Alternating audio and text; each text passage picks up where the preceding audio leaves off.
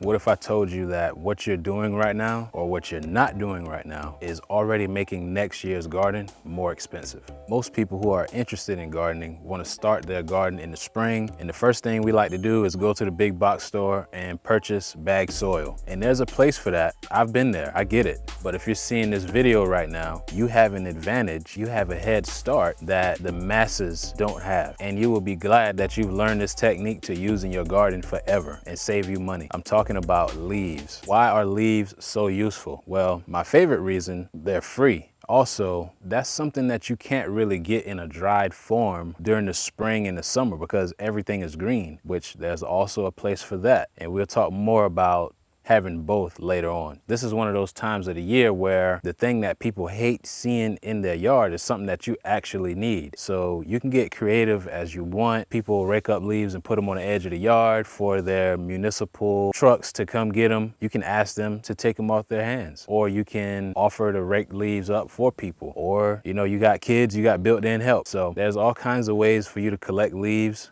throughout this time of the year. But why? One of the reasons, just as a mulch to suppress weeds, one of the most daunting things about having a garden, especially in July, you probably losing the weeds battle and you just want to give up. But if you have a good mulch layer down, you can continue gardening throughout the year. But the money saving is in the compost making. A short, quick compost lesson. So you need a certain amount of browns or carbon material and a certain amount of green material. During this time of the year, it's very easy to get dry brown material, but during the spring and the summer, it's actually a little bit harder to get brown material, but it's easier to get green material because everything is in the process of growing. But if you collect these leaves now, you'll have the raw ingredients of making a great compost pile that'll set you up for the rest of next year. This is some carnage from my old garden that I am currently migrating. This 4-foot by 8-foot by 1-foot deep garden bed that wasn't quite filled to the top. You can see the line.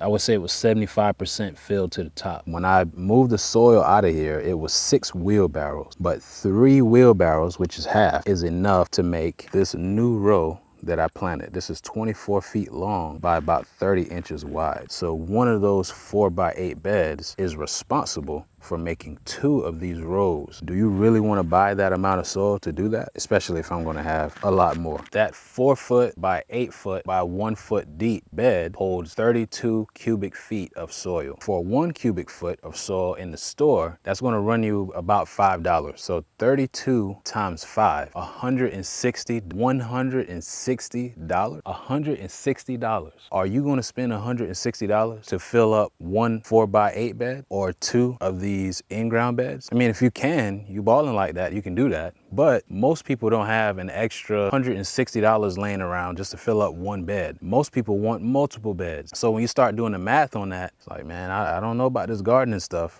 right? So if you learn good soil principles and learn more about composting, you're gonna cut that cost down by a lot. And you're gonna be happy that you have a constant supply of soil. You don't have to go to the store for soil. You don't have to do a lot of things that cost money, but you'll feel better about what you're growing knowing that, hey, what I'm eating is coming from my yard and what I'm doing to sustain my garden is also coming from my yard.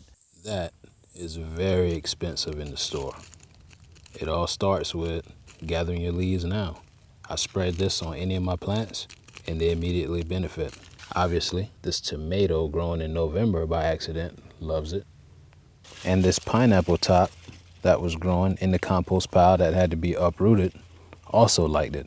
All right, here's an example that leaves have had a chance to break down on for a while. If it's windy, I apologize for the wind. You can kind of see the bottom of that. It looks similar, all right? But let's go to the top.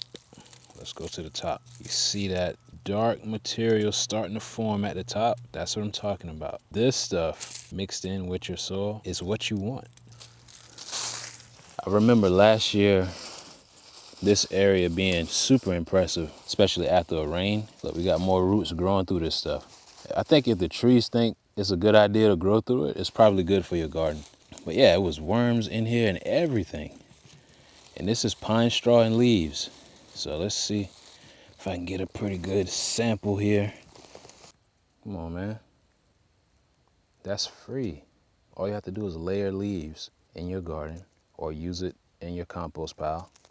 And you can have a bed full of this. More fungal activity. You don't have to spend any money, but you got to start now. Got to start now. Here's an example of our native soil with little to no organic matter in it. Very, very sandy, which is not all that bad. You know, some things love sandy soil, peanuts, watermelon, you could say corn, beans, but for a lot of your annuals, they would rather have a more composty, loose soil that's not, this is good dirt rock material.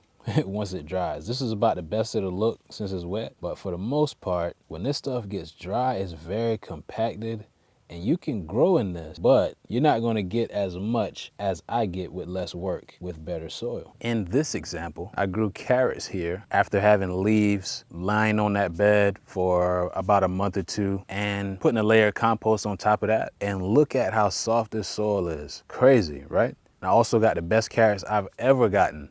And in this example, I grew potatoes in a polytunnel, but before that, it was just leaves from the tree by Roxy I had on top. You see my one cabbage I got in there, but that's it. And then later that next season, I got the best potato harvest I've ever gotten. I've gotten like 140 pounds of potatoes out of just the polytunnel. You can see how clean the potatoes come out of the ground. It almost looks like they're washed coming out of the ground because the soil is good and fluffy and loose because of the leaves. So I don't know how much more proof you need, but leaves is just a good foundational piece to your garden. Think about what's happening in nature on the forest floor or in the woods. We don't buy compost for the woods and the woods is green. We don't water it. We don't do anything. We don't give fertilizer to it, but it always looks good, right? So just take the same principles that you see happening around you and kind of implement them into your garden and you're going to be able to reap the benefits. Remember, this is something that you need to start now. Start gathering your leaves, start bagging them up, put them in a dry area if you can. That'll kind of slow down the process of them breaking down before next year.